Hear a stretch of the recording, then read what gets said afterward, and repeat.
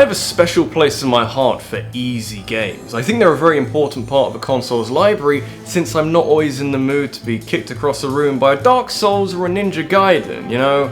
I get enough shit from other sources in my life. I sometimes play games for other reasons, like escapism. Even if they're not for everyone, easy games have their purpose. Sometimes you need to relax and play something that doesn't require you to be on the very top of your game to feel a sense of achievement and progression. I can load up something like Animal Crossing and enter this incredibly happy place where the only threats are the fish I do battle with and having to decorate my home and also, crippling debt! He's gonna break my legs! Oh shit! Tainting this safe haven with unexpected levels of difficulty can have interesting effects on how you go about dealing with the boss fight that's been laid before you. Maybe it's nothing too bad, but when you've been playing a game this relaxed and forgiving, it's hard to leave that comfort zone. Most of the time, the presence of a tricky boss fight in an easy game isn't a bad thing. It can actually be kind of refreshing to have a moment in a simple game that sets you back a couple of hours and asks you to do a little extra to carry on with the game. I realize that both sides of the equation are heavily subjective, and I'm sure that there's a group of people out there that can stroll through games like Cuphead and Dark Souls without breaking stride, but I kinda don't care. You all know what hard boss fights look like, and I'd wager that most of you know what an easy game looks like as well.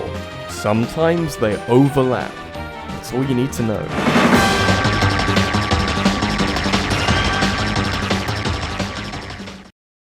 So I've talked about this kind of stuff before. That probably doesn't come as a surprise to anyone since I've been doing this for quite a while now, but I like looking at difficulty progression as a fluctuating line graph with peaks and troughs to indicate a game suddenly getting a lot harder or easier, kind of out of nowhere. Last year I talked about the inverse of this, so easy bosses in hard games. And a good couple of years ago I made a video about games that suddenly get really difficult for no discernible reason. On neither occasion did I bring up the Subspace Emissary from Super Smash Bros. Brawl, which is a little strange because this is a game mode that is in severe need of balance. You need Big Daddy Thanos to come in with his shiny glove and poof! No more taboo. Now this game is perfect. You actually have a degree of control over how hard you want the Subspace Emissary to be, ranging from easy all the way up to intense. And this does go some way towards keeping the level of difficulty consistent, but no. The final fight with Taboo is the spanner in the works that I don't think this adventure mode needed. Even on the more lenient difficulties, you're going from fairly simplistic stages with boss fights that rarely do more than tickle you, to this omnipotent old man with wings who has half a dozen attacks that can insta-kill you in a heartbeat.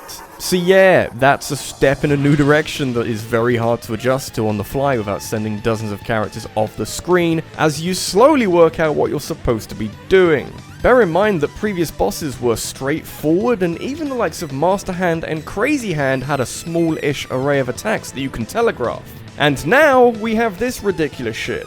Hey, do you like lasers? Like, do you really like lasers and off-wings? I fucking love off-wings, and I don't even know what they are. And who the hell is Taboo? Is it even pronounced that way, or is everyone watching typing a comment as I'm talking telling me that I'm saying it wrong like every week? I have a lot of questions. This might not be the place to ask them.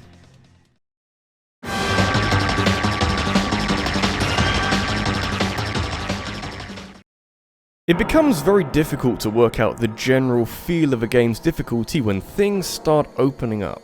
Linear progression may sometimes feel stilted and restrictive, but it also ensures that the challenges that are being laid before you are gradually testing you more every time. The further through the game you go, the more difficult things become. That is how it should work in an ideal scenario, but non-linearity acts as a substantial curveball by allowing the player to have one hand on the wheel and decide where to go next. Suddenly, open world games need to develop a way of scaling the difficulty to what you've achieved, as opposed to what brand new areas you've stumbled across, since you can now access those areas at any time.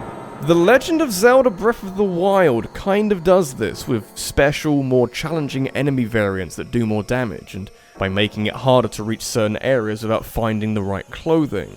But that's about it. For you see, dear sweet YouTube audience, I was one of the few idiots who decided that the Gerudo Desert should be the first location I stumble off in the direction of when given the choice, since having this kind of power really inspired me to go to a place that was the final area in Ocarina of Time. It's like diving in at the deep end knowing that you can't swim because you just want to see if you're going to be allowed to drown yourself. So yeah, Gerudo Desert was a tough gig, mostly because of the Yiga hideout and the complexity of the rotating camel, but the boss fight of this area, Thunderblight Ganon, takes this simmering trickiness and gets obnoxious with it. The main theme of the area is electricity, and I think the idea was that you'd end up in Gerudo Desert having already found the necessary equipment to provide some resistance, and to make it so that every bolt of lightning from Thunderblight Ganon doesn't do a stupid amount of damage to you.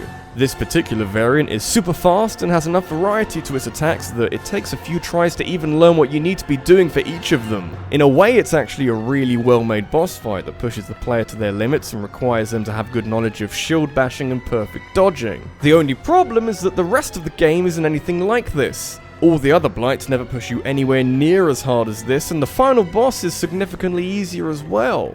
Breath of the Wild as a game has some challenging moments, but nothing like this ever again. Breath of the Wild is a game that starts off kinda daunting, but as you progress and get better items and equipment and a better understanding of the intricacies of the combat, you quickly surpass the base level of challenge within the game, and you never really feel the same level of difficulty as you did in the opening moments. The only exception to this is Thunderblight Ganon, who is miles ahead of the game in every aspect. If you were to do this first, it sucks to be you.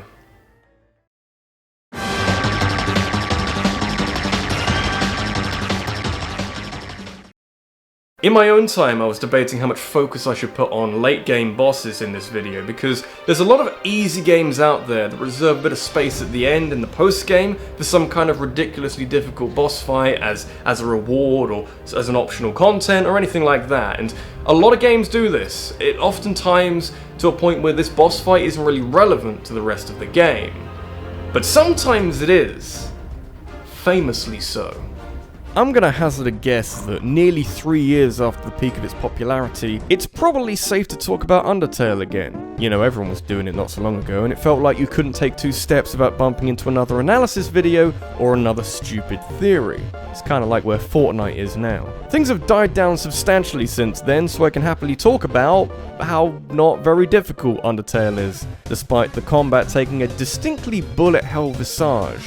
I don't know if you know anything about those games, but oh my god, what the fuck? They're quite difficult, really. You'd expect a game that has these mechanics so heavily ingrained in its combat to be a little more complicated than this, but honestly, it's kind of okay.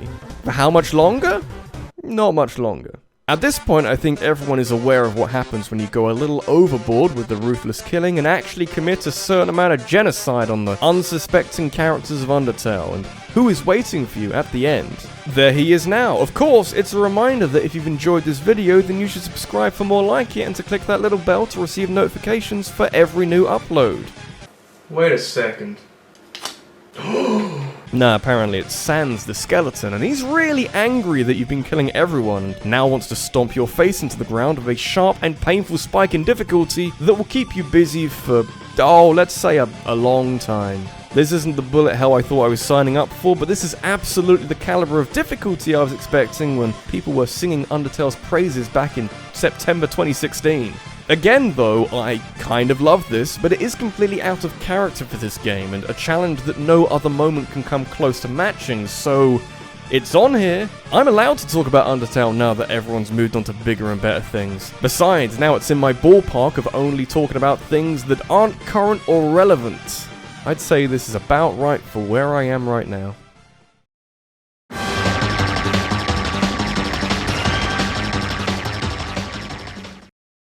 I'm gonna make a bold statement. Mario games are pretty easy.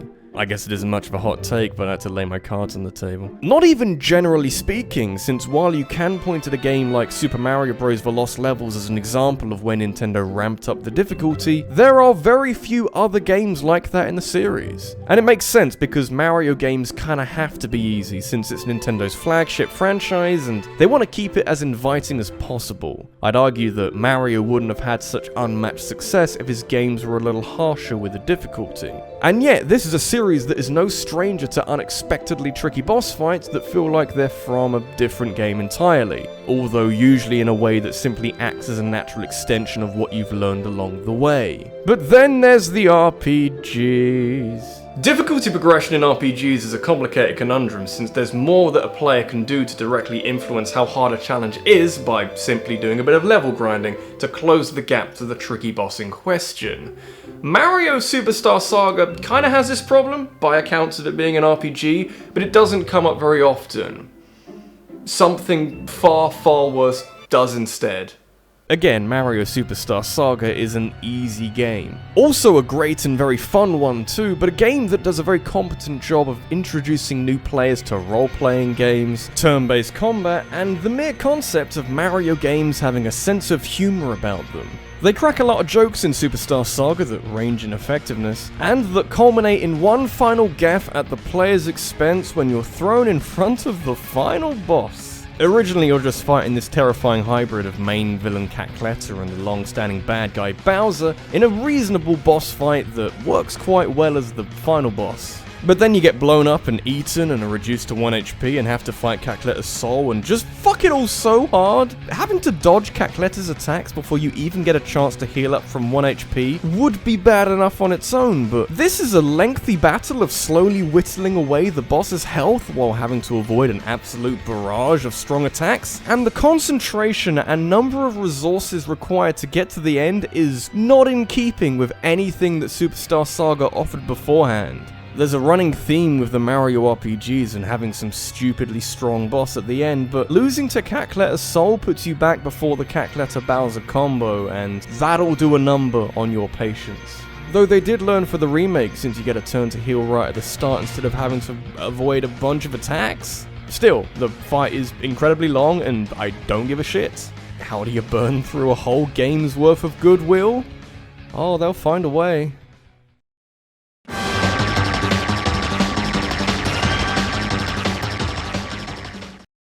So, accidentally, I might add, I seem to have filled this video with Nintendo games. I think it says a lot for both camps, with Nintendo games typically being fairly easy and approachable, but also frequently hiding tremendously and surprisingly difficult encounters with a large variety of different bosses that will happily push your shit back in. My original intent was to explain why and how most Pokemon games are fairly easy, and how some of the boss fights in Johto try really hard to upset the apple cart. As a kid, Whitney was an absolute nightmare to overcome with her impervious Miltank that would flinch your Pokemon into oblivion and heal up just as quickly. It's a brutal roadblock to put in front of the player, but not one that is impossible to defeat. It'd take Game Freak another 18 years to work that one out. If older Pokemon games were perfectly manageable, then the latest mainline releases, Ultra Sun and Ultra Moon, were a goddamn walk in the park. I'm not sure if there was any intent here to make Pokemon even more accessible than it was, but these games cut you a lot of slack with regards to what level you need to be at certain points, and of course, throwing you the EXP share your way very early on so you can be nice and overpowered for every challenge that awaits you.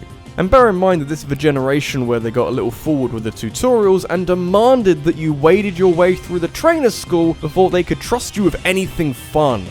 So, with all of that in mind, why in the fuck is there a boss in my video game that is 10 levels higher than you should be at that stage? That seems very fair. When you fight Necrozma fused with a legendary Pokemon that corresponds with the version you're playing at the time, he's at level 50.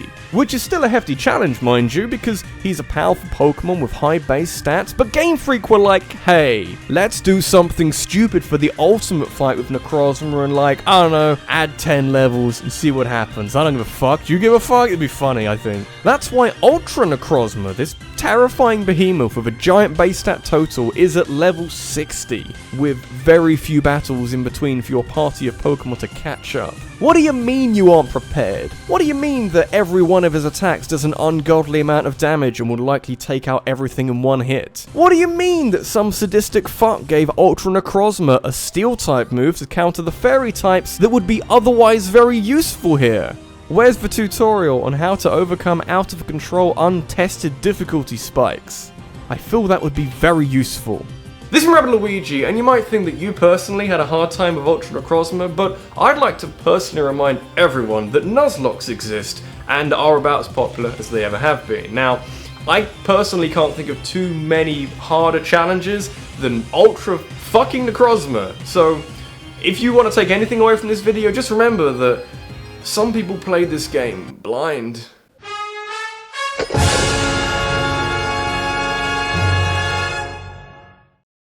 Have you got a topic that you'd like me to talk about next week? Make sure you leave a comment about that down below, because I'll be taking the most interesting suggestions and making a poll on the next video. In fact, here's one right now that I prepared from last week. I'll be revealing the winner of the poll on Twitter and taking suggestions for games to talk about that are related to that topic. So feel free to follow me over there so we can keep in touch. Thanks for watching, and I'll see you in the next one.